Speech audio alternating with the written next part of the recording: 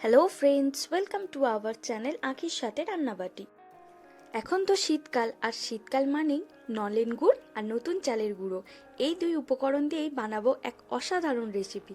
তো আর বকবক না করে চলুন দেখে নিই আজকের রেসিপিটা।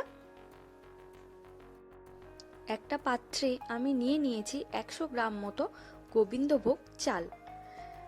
চালটাকে ভালো করে ধুয়ে নেব এবং 4 ঘন্টা মতো ভিজিয়ে রেখে দেব। অন্যদিকে আমি দুধটা বানিয়ে নেব। 500 মতো দুধ নিয়েছি আমি এখানে।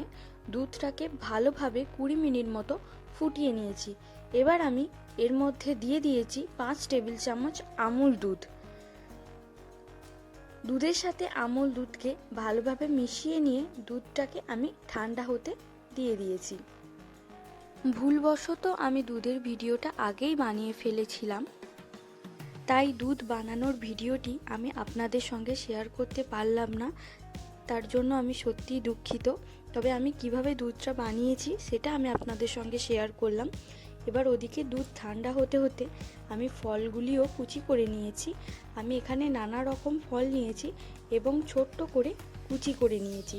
ফলের সাথে আমি 1 ইঞ্চি মতো আদাকেও কুচি করে নিয়েছি। আদার কুচিটা মিক্স করলে চলবে না, আদার কুচিটাই কিন্তু এখানে একটা অসাধারণ ফ্লেভার আনবে। আর নিয়ে নিয়েছি 4টি নলেন গুড়ের মন্ডা, নারকেল কুচি ও 200 গ্রাম মতো নলেন গুড়ের মাখা সন্দেশ। আপনারা মাখা সন্দেশের বদলে নলেন গুঁড়ো ব্যবহার করতে পারেন।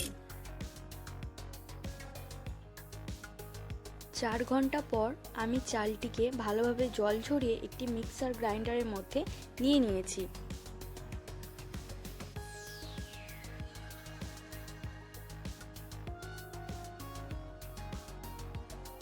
এবার এর মধ্যে দিয়ে দেব সামান্য পরিমাণ নারকেলের কুচি। এবার চালটাকে ও নারকেলটাকে আমি পেস্ট করে নেব। এখানে আমি খুব মিহি পেস্ট করব না, পেস্টটা যেন একটু কড়কড়ে থাকে। এবার আমি তৈরি করে রাখা দুধটা থেকে 1 কাপ দুধ নিয়ে নিয়েছি এবং দুধটা এর মধ্যে দিয়ে আরও একবার পেস্ট করে নেব, যাতে চালের গুঁড়োটা নিচেই না লেগে থাকে। দেখুন, একদম কড়কড়ে একটা পেস্ট রেডি হয়ে গেছে কিন্তু। এবার একটি বড় সাইজের পাত্রের মধ্যে আমি বাকি দুধটা নিয়ে নিয়েছি। এবার আমি এর মধ্যে চালের মিশ্রণটি দিয়ে দেব। এবার একে একে কুচিয়ে রাখা ফলগুলিকেও আমি এর মধ্যে দিয়ে দেব।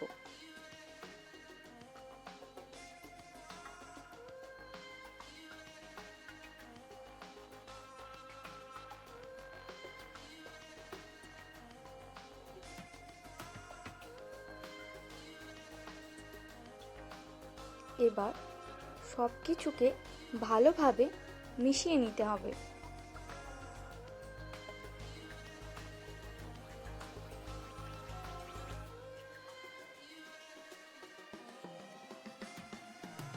এবার আমি দিয়ে দেব এর মধ্যে নলেন গুড়ের মন্ডাগুলিকে হাতের সাহায্যে একটু গুঁড়ো করে নেবেন এর মধ্যে, তাহলে খুব সহজেই কিন্তু ভালোভাবে মিশে যাবে।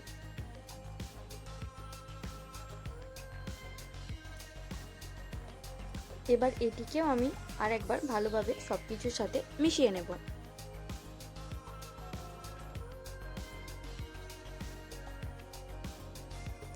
এবার দিয়ে দেব নলেন গুড়ের সেই মাখা সন্দেশটিও। এবার এটিকেও ভালোভাবে মাখিয়ে নেব। আপনারা সন্দেশের জায়গায় নলেন গুঁড়ো ব্যবহার করতে পারেন। আপনারা মিষ্টির পরিমাণটা একটু নিজেদের স্বাদ মতো দিয়ে দেবেন।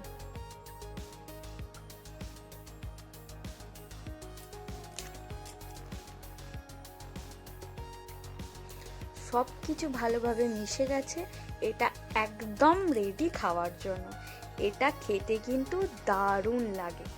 নবান্ন ছাড়াও শীতকালে যে কোনো একটা দিন আপনি এটা বানিয়ে খেতে পারেন। অসাধারণ খেতে হয়।